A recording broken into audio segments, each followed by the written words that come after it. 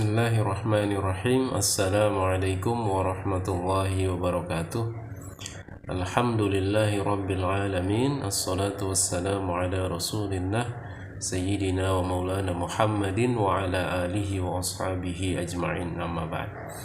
Pemirsa Abaziyat Familis, kita berjumpa lagi di dalam pelajaran bahasa Arab kita.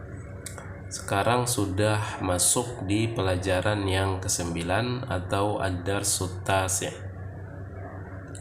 Nah, apa yang akan kita pelajari di pelajaran yang ke-9 ini? Mari sama-sama kita baca kalimat-kalimat berikut. Abbasun tajirun. Abbas seorang pedagang. Abbas itu seorang pedagang. Berikutnya, Abbasun tajirun ghaniyun. Abbas seorang pedagang yang kaya. Nah, mari kita lihat penjelasannya, pemirsa. Kalimat yang pertama, Abbas itu berposisi sebagai mubtada. Sementara tajir itu berposisi sebagai khobar dari Abbas.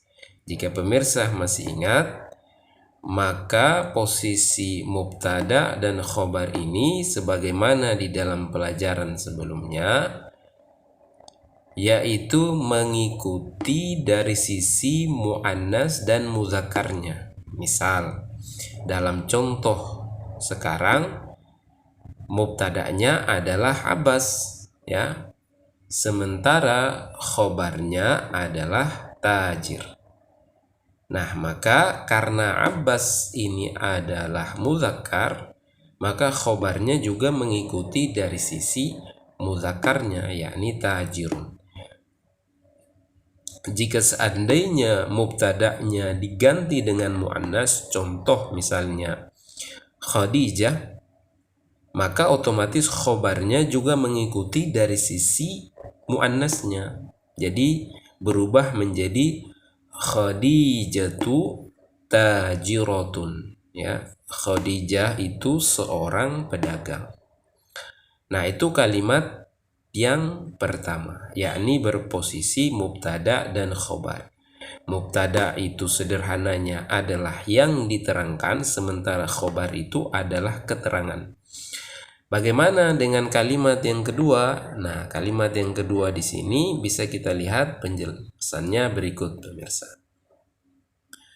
Nah, Abbasun tajirun ghaniyun, ya.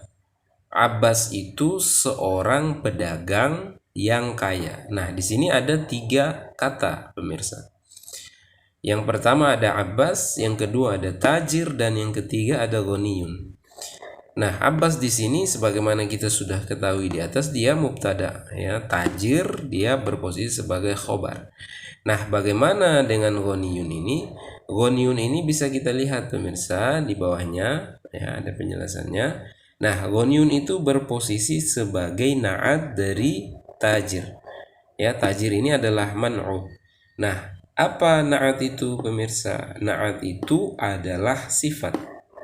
Sementara man'ud itu adalah yang disifati. Sederhananya demikian.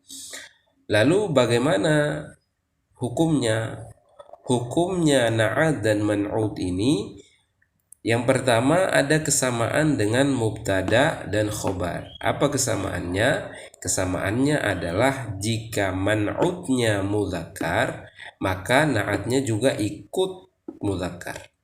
Sebaliknya, jika man'udnya muannas, maka na'atnya juga harus mengikuti dari sisi kemuannasannya. Nah, misal, ya, di sini contohnya kan mudzakkar. Nah, maka ini juga menjadi mudzakkar. Nah, tetapi ada tambahannya, pemirsa, yakni na'at dan man'ud itu mengikuti juga dari sisi penambahan alif dan lam.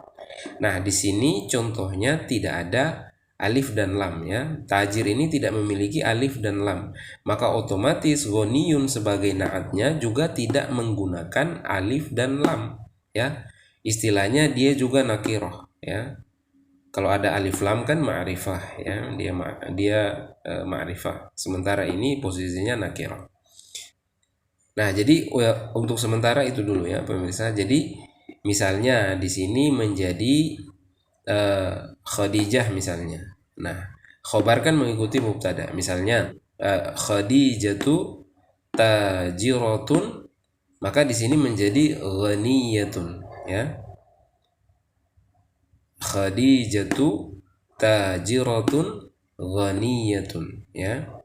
Khadijah adalah pedagang yang kaya. Nah, demikian itu pemirsa ya penjelasan tentang pelajaran kita kali ini, yakni na'at dan man'ud. Nah, mudah-mudahan apa yang saya sampaikan pada pelajaran kali ini dapat bermanfaat. Jangan lupa channel YouTube ini di-subscribe, di-like, tinggalkan komentar serta bagikan ke yang lain. Hadani Allah wa iyyakum ajma'in. Wassalamualaikum warahmatullahi wabarakatuh.